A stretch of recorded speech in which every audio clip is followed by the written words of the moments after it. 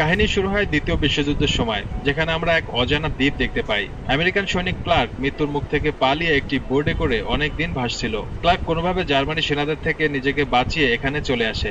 Clerk এই দ্বীপটি দেখার পর আবারও বাঁচার আশা ফিরে পায় এবং তার বোর্ড নিয়ে এই দ্বীপে চলে আসে। মাটিতে পা রাখার পর ক্লার্কের চোখে মুখে স্বস্তির ছোঁয়া লাগে, আর তখনই তার চোখ যায় একটি গির্জার উপর। ক্লার্ক ভাবে এখানে যদি কেউ না থাকে তাহলে গির্জা কিভাবে হতে পারে। এইসব ভাবতে ভাবতে সে গির্জার দিকে এগিয়ে যায়। তারপর যখনই সে গির্জার কাছে পৌঁছায় তখন গির্জার ভেতর থেকে একজন নান বেরিয়ে আসে। ওই নান ক্লার্ককে দেখা মাত্রই ভয় পেয়ে যায় আর কাঁদতে কাঁদতে তার কাছে ক্ষমা চায়। নান বলে, দয়া করে আমাকে ছেড়ে দিন, আমি নির্দোষ। তখন ক্লার্ক তাকে শান্ত করার জন্য হাত তুলে বলে, তুমি শান্ত হও, আমি শত্রু নই, আমি একজন আমেরিকান সৈনিক। এই নানের নাম ছিল সিস্টার অ্যাঞ্জেলা।